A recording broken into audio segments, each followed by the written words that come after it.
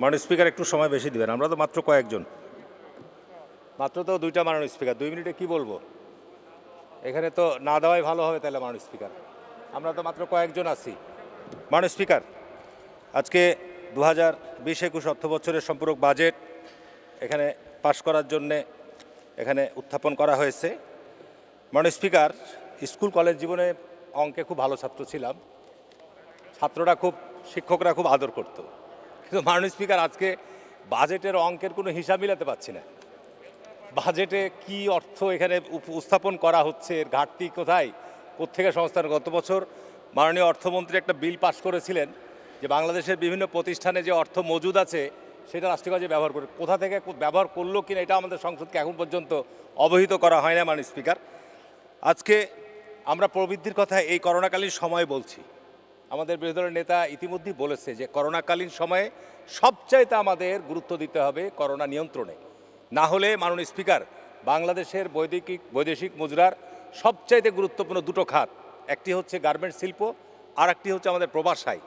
আজকে যদি করোনাকালীন সময় আমাদের বাংলাদেশে দীর্ঘস্থায়িত্ব লাভ করে তাহলে কিন্তু এই খাতটি এমনভাবে ক্ষতিগ্রস্ত হবে, যেমন মাননীয় স্পিকার আজকে আমরা প্রবৃদ্ধির জন্য সব লাফাচ্ছি যে 8% 12% আমরা এই অঞ্চলের মধ্যে সবচেয়ে বেশি, সূচের মতো একটা ফুটা দিলেই কিন্তু বেলুন ফুটে ফুস হয়ে যাবে। মাননীয় স্পিকার, যদি করোনাকালীন সময় দীর্ঘস্থায়ী হয়, আপনার গার্মেন্টস শিল্পের বায়াররা দেশে আসতে পারবে না, প্রবাসীরা বিদেশে যেতে পারে, যেটা বর্তমানে বাংলাদেশে আটকে গেছে সব, তাহলে পরে আমাদের প্রবাসী এই বৈদেশিক মুদ্রার আয় যদি নিচে নেমে আসে তাহলে আবার আমরা যে ভয়ানক একটা অর্থনৈতিক সংকটের মধ্যে পড়বো, কোনো সন্দেহ নাই।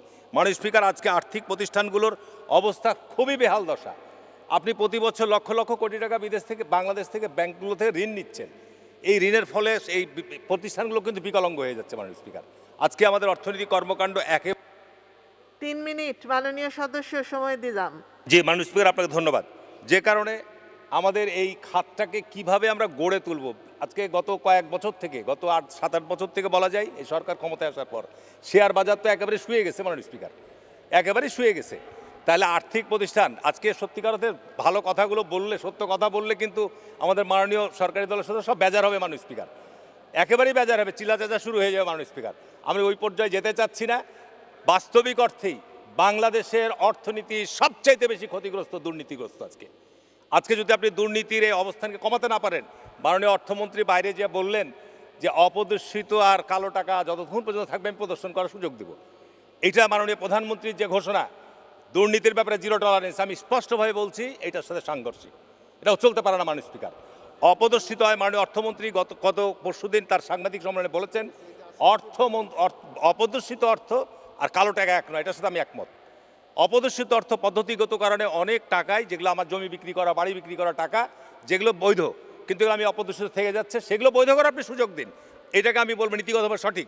কিন্তু দুর্নীতির মাধ্যমে, মাদকের মাধ্যমে, মানব পাচারের মাধ্যমে, অবৈধ রাষ্ট্রীয় সম্পদ আত্মসাতের মাধ্যমে যদি কেউ অর্থ সম্পদ বৃত্ত গড়ে তোলে, তাকে যদি আপনি সুযোগ দেন তাহলে আমাদের ন্যায় পথে আমরা যারা চলছি সৎ পথে তাদের প্রতি অবিচার করা হবে।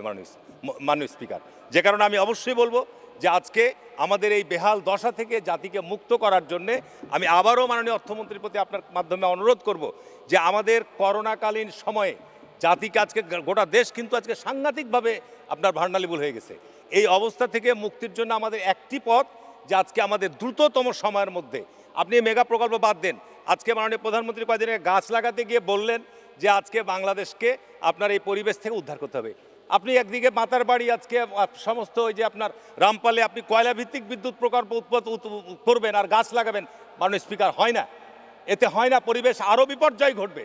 আজকে সারা পৃথিবীতে কয়লা বিদ্যুৎ কেন্দ্রগুলো আজকে বন্ধ করে দেওয়া হচ্ছে, আর আপনি এখানে বলছেন যে গাছ লাগাও, আর ওদিকে তোমরা কয়লা ব্যবহার বাড়িয়ে দাও, এটা হতে পারে না। মাননীয় স্পিকার, যে কারণে পরিবেশকে যদি আজকে রক্ষা করতে চান, আজকে বাংলাদেশে প্রায় 45 ডিগ্রি টেম্পারেচার উঠেছিল আমাদের উত্তর অঞ্চলে, এটা ভয়াবহ বিপর্যয় ডেকে নিয়ে এসছে। 6 মাস ধরে কোনো বৃষ্টিপাত হয়নি, কতবার 3বার 4বার বন্যা হয়েছে উপর্যুপুরি, যে কারণে যে পরিবেশে যে ভয়াবহ বিপর্যয় ঘটছে আমাদের নিজেদের সৃষ্টি, আমাদের কারণেই।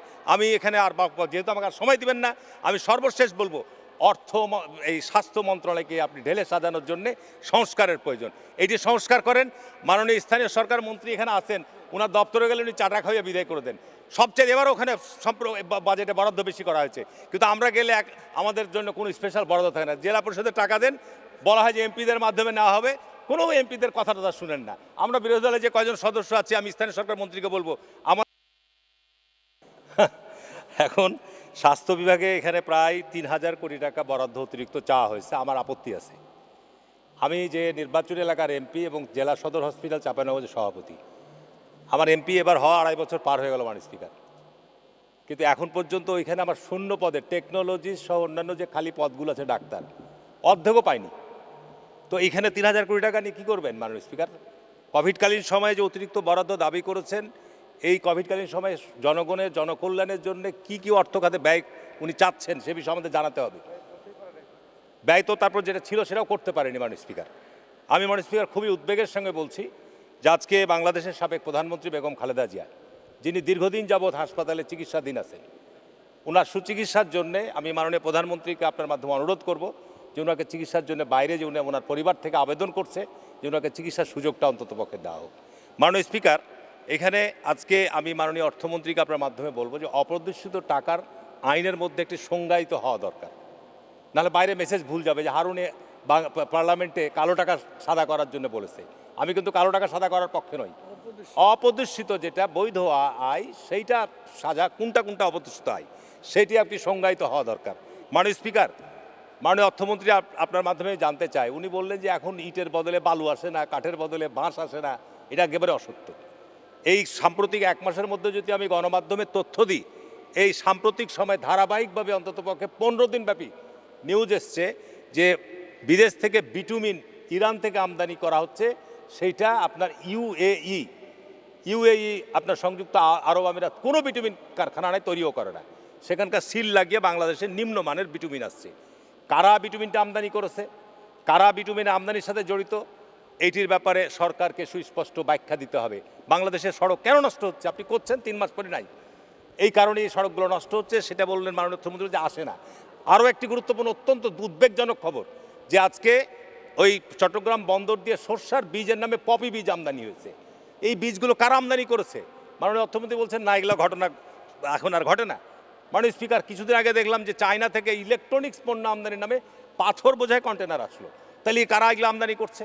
এগুলো এখনও বিদ্যমান আছে এবং সরকার এগুলোর গণমাধ্যমে আমরা সামান্য যে তথ্যটুকু পাচ্ছি তাদের ব্যাপারে সরকার যদি ব্যবস্থা কী নিচ্ছে সেটা যদি গণমাধ্যমে আমরা জানতে পারি তাহলে জাতি কিন্তু উপকৃত হবে।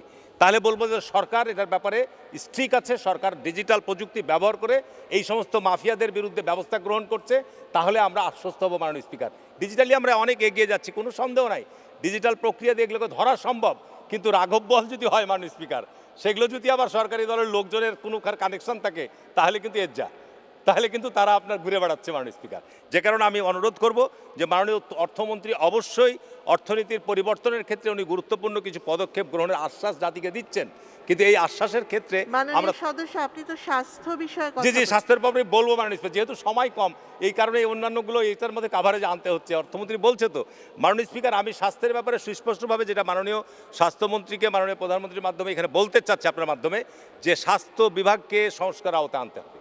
আমরা যতই আলোচনা করি স্বাস্থ্য বিভাগে আজকে যারা ওখানে, আমি গতকালকেও বলেছি যে স্বাস্থ্য বিভাগে আজকে যদি সংস্কারের আওতায় না নিয়ে আসে, সংস্কার আপনি কি করতে চাচ্ছেন এটি বাংলাদেশের নাগরিক সমাজ, বাংলাদেশের রাজনীতিবিদ, বাংলাদেশের পার্লামেন্টের সদস্যবৃন্দ, মন্ত্রিপরিষদ সদস্য, আপনি একটা কমিটি করেন যে স্বাস্থ্য বিভাগের এই বেহাল দশা থেকে আপনি ইচ্ছা করলে পারবেন না, তার কারণ ডাক্তাররা আজকে শতকরা 80% সরকারি দলের সব সদস্য লেজুর ভিত্তি করছে, ওদেরকে আপনি পোস্টিং প্রমোশন দেন।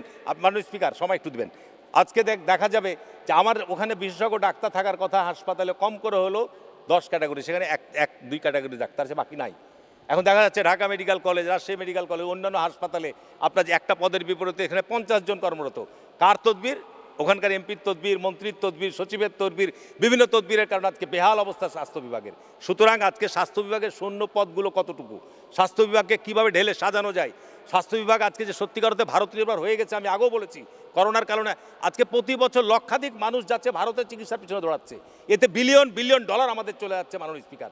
আজকে আমি চ্যালেঞ্জ দিয়ে বলতে পারি যে আজকে প্রযুক্তির যে উন্নয়ন হয়েছে স্বাস্থ্য বিভাগের ক্ষেত্রে, যদি আমরা সত্যিকার অর্থে স্বাস্থ্য বিভাগকে ঢেলে সাজাতে পারি, সংস্কার করতে পারি, তাহলে আমরা বিদেশে যে স্বাস্থ্য খাতে ব্যাপক টাকা চলে যাচ্ছে, আমরা যারা একটু জ্বর একটু ঠান্ডা লাগলে চলে যাচ্ছি বাইরে চিকিৎসা করতে, এই চিকিৎসাটা আমাদের বাংলাদেশেই সম্ভব হবে। আমি দায়িত্ব নিয়ে বলছি মাননীয় স্পিকার, আমি চাঁপাইনবাবগঞ্জের হসপিটালে আমাকে জনবল দেন, আমি যদি 1 বছরের মধ্যে আমার চাঁপাইনবাবগঞ্জ থেকে কোনো হাসপাতাল বাইরে রোগী রাজশাহীতে দূরের কথা, ঢাকাতে দূরের কথা, চাঁপাইনবাবগঞ্জে আমি চিকিৎসা করাতে পারবো। আপনি কিছু দিবেন না, আর আপনি শুধু আলোচনাই করব, তাহলে আলোচনা করে কিন্তু অর্থহীন হবে মাননীয় স্পিকার।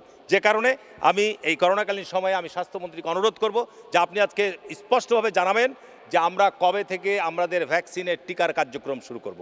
আমি এর পাশাপাশি আমি এটাও অনুরোধ করব যে আমার মনে হয় সরকারের কিছু সীমাবদ্ধতা আছে, মানসম্মতভাবে সরকারের নিয়ন্ত্রণে যদি টিকাকে উন্মুক্ত করে দেওয়া হয়, তাহলে আমরা যদি আগামী 1 বছরের মধ্যে এখানে যে 80% মাননীয় অর্থমন্ত্রী বলেছেন যে ভ্যাকসিনের আওতায় আমাদের নাগরিক আনতে চান, আমি মনে করি সরকারের পাশাপাশি এখানে বেসরকারি ব্যবস্থাকে উন্মুক্ত করতে হবে, কিন্তু সেখানে দুর্নীতি থাকা চলবে না। বিগত যে সময় সে 1 মিনিট দিবেন, যে কারণে বিগত সময়ে এই যে আপনার মাননীয় প্রধানমন্ত্রী একজন উপদেষ্টার ফার্মকে আপনি ভ্যাকসিন আমদানির সাথে জড়ালেন, আপনার এর যা হয়ে গেল। আজকে ভারতের সাথে আপনি চুক্তি করেছেন, কেন আজকে ভারত আপনার এই চুক্তি বরখেলাপ করলো? ভারত কেন আজকে এই সিরাম কোম্পানি কেন বাংলাদেশের দুঃসময়ে আজকে যারা একদম শেষ করবেন মাননীয় সদস্য। 1 মিনিট।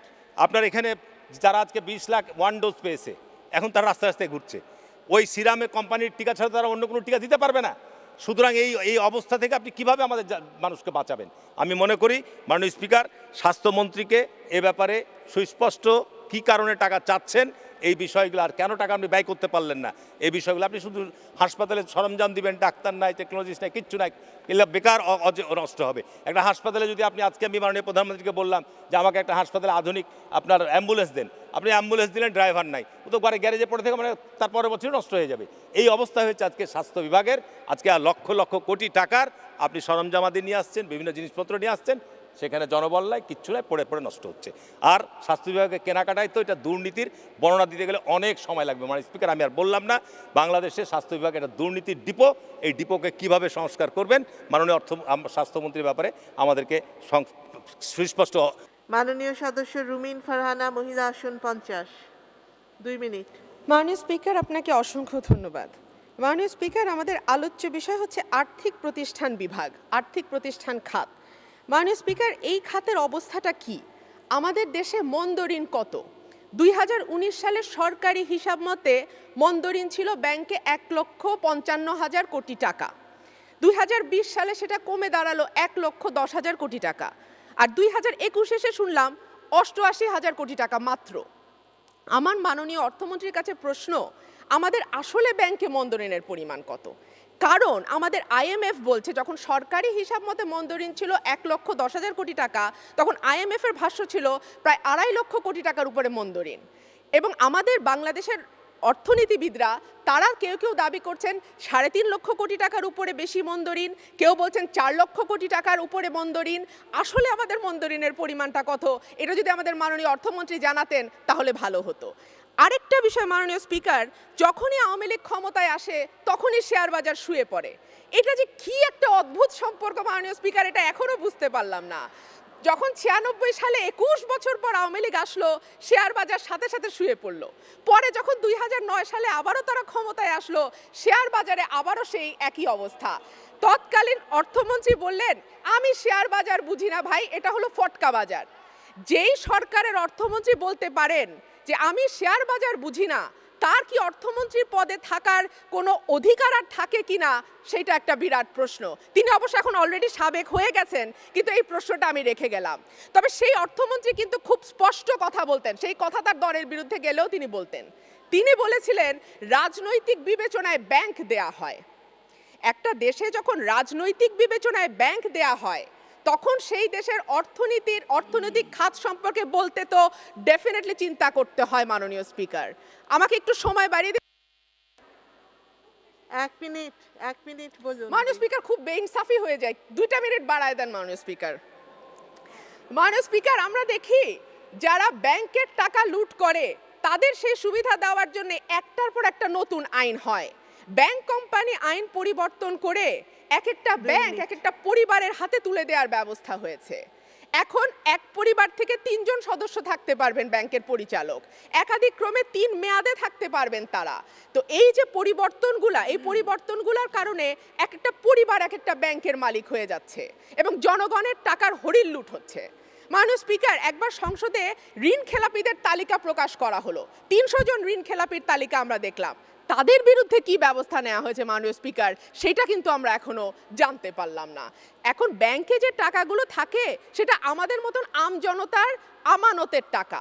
সেই টাকা যখন এক ব্যাংকের পরিচালক আরেক ব্যাংকের পরিচালকের সঙ্গে ভালো সম্পর্ক থাকবার সুবাদে এক ব্যাংক থেকে আরেক ব্যাংকে ঋণ নেয় এবং ঋণ নেওয়ার সময় মাননীয় স্পিকার 2টা মিনিট দেন এবং ঋণ জি 2 মিনিট দেওয়া হয়েছে, আর 1 মিনিট আছে, বলুন। ঋণ নেওয়ার সময় তারা জানে যে এই ঋণ তারা আর পরিশোধ করবে না, অর্থাৎ একেবারে অ্যাট দ্য ভেরি বিগিনিং তারা জানে এই টাকাটা তারা নিয়ে যাচ্ছে এবং এই টাকাটা মাননীয় স্পিকার যে দেশে থাকে তাও কিন্তু না, এই টাকা চলে যায় বিদেশে। যে কারণে গ্লোবাল ফাইন্যান্সিয়াল ইন্টিগ্রিটি প্রতি বছর যে রিপোর্ট দিচ্ছে তাতে দেখা যায় বাংলাদেশে গড়ে প্রতি বছর দেশ থেকে বিদেশে চলে যাচ্ছে প্রায় 1 লক্ষ কোটি টাকার ওপরে এবং এই হিসাব যদি আমরা ধরি গত 10 বছরে প্রায় 8.5 থেকে 9 লক্ষ কোটি টাকা বিদেশে চলে গেছে এবং এটা কিন্তু খুব সূক্ষ্ম হিসাবে ওভার ইনভয়েসিং আন্ডার ইনভয়েসিং এর মাধ্যমে এই টাকাটা গেছে। এর বাইরে হুন্ডির মাধ্যমে যে টাকা পাচার করা হয়েছে সেটা যদি আমরা যুক্ত করি তাহলে একমাত্র আল্লাহ মাবুদে জানে কত টাকা আমাদের বিদেশে চলে গেছে এই গত 1 দশকে। তো মাননীয় স্পিকার, জনগণের টাকার এই হরির লুট যখন হয় তখন তো আমি ধন্যবাদ মাননীয় সদস্য।